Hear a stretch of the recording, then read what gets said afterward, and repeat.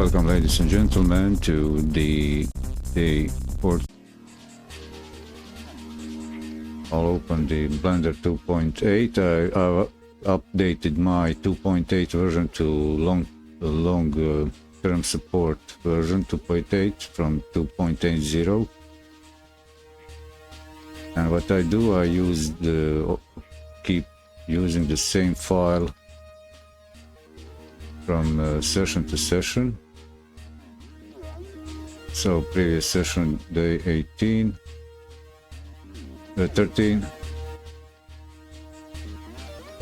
So all the lessons learned through the tutorials in one file.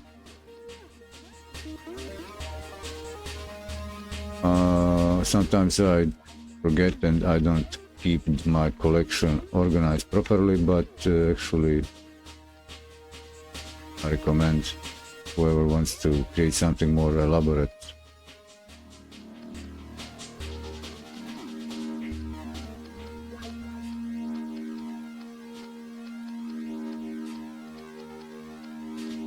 I've noticed some noise coming through as I've done this.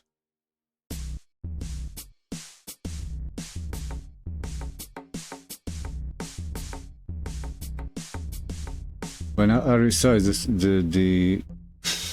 the application window, and there is noise coming through because my computers are connected by analog audio cables, so there's some interference from the power supply and circuitry, electric current running through between them. And here, what do I need to do?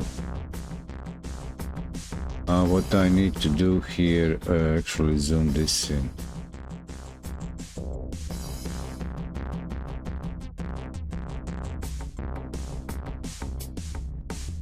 And I'll do a few things.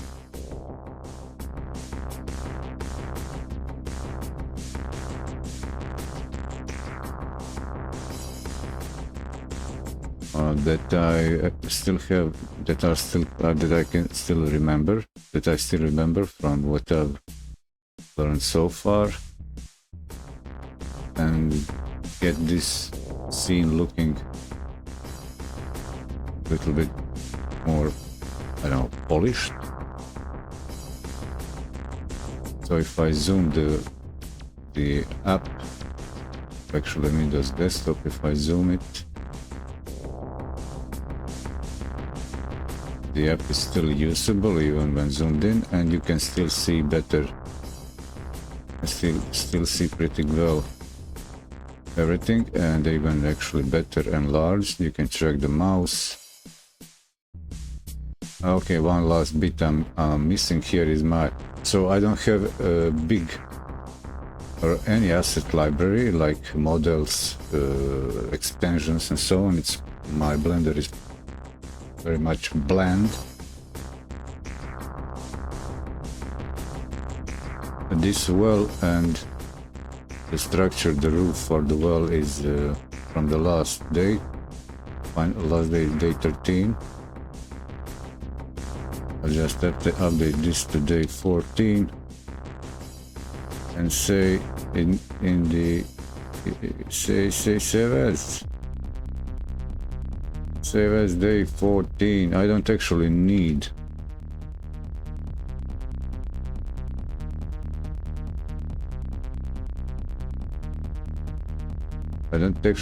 versioning, but maybe it would be interesting to compile like render images or screenshots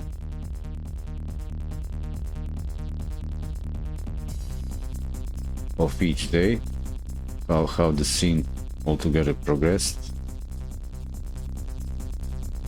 Can I undo? No. I've moved the cursor.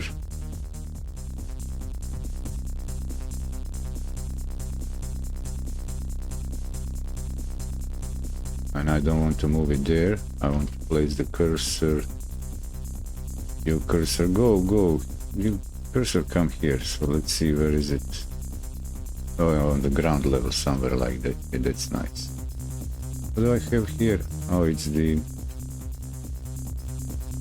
things.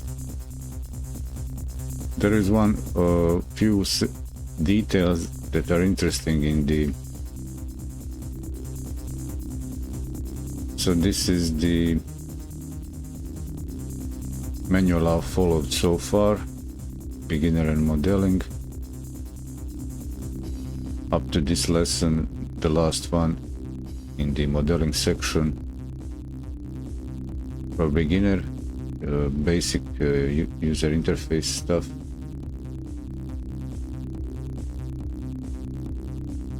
Up to through the modeling and more elaborate modeling approaches, methods, practices. And then that polyval, which is like very elaborate, I've stopped now because in a way I don't need it. I don't need to invest that much time to design something that I maybe don't need. It's good for exercise. And then it stops, and this course doesn't cover any shading, just basic user interface elements. Topics doesn't cover the per se the specifics for texturing.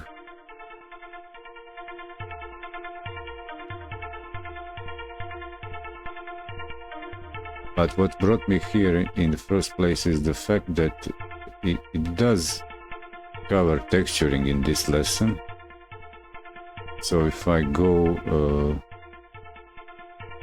the next page, you see here the whole contents breakdown for each tutorial lesson. And this is how I came to it. I found this texturing and I jumped into there.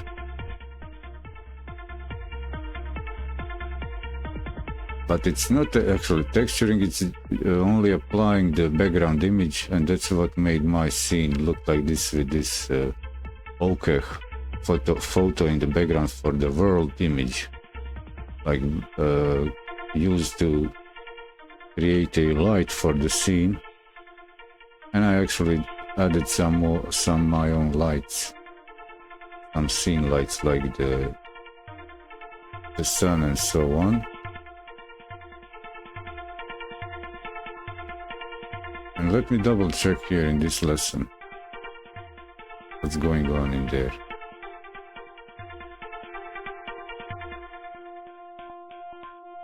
Where is the texturing? Headline, title, subheader, rope and basic texturing. So what's in the basic texturing here? So almost nothing. It just says download an image and we'll use it for background. So that's the title texturing. So in effect, the author got tired actually going all the way through the beginning up to this point. It got tired and it stopped it. Probably the initial idea was to go all the way through it, but it's because it, depending on what the use case is, what kind of project somebody wants to develop, it branches out from here. The methods, the use case, the workspace, the practices, how to do things, because this scene takes a lot of modeling. So it's great exercise until you create some your own vision, until you figure out what you actually want to do. So it's good. That's why I actually did this way. So I can get playful with my scene, and I'm familiar with all the parts, the elements in it.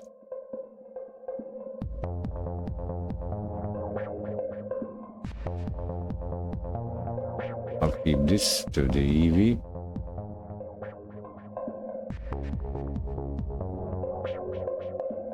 But again, no texturing here, only how to, well, that was a big step for me, adding a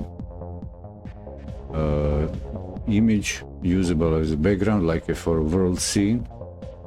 Start with that to get something going, get some, I don't know, vision of the ambience of the scene.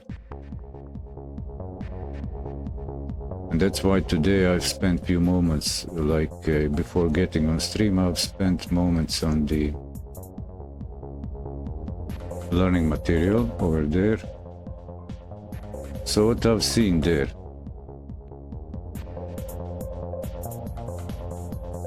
what I have seen there is very nice things.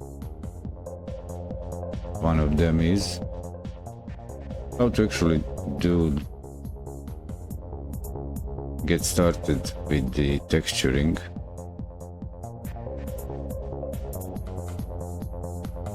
Because I just couldn't figure it out. As I was a few streams ago, I was going through the Blender manual. Like I said, it's too elaborate, doesn't contain tutorials. And tutorials for tutorial authors, it's always a challenge, as either the titles for tutorials are very technical. So for beginners, as modeling and doing 3D or photorealistic, let's say, production, it takes time. So you better plan ahead, have some vision what you want to create, or you just want to be playful. So find some interesting tutorial and maybe stick with it, put more in it. It will be fun revisiting, working on the same assets you created on your own. And since I don't have anything,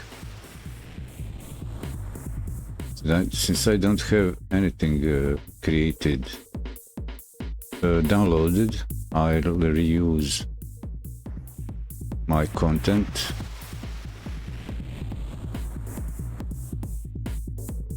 Which is generally here in this section. So let's say this is the intro.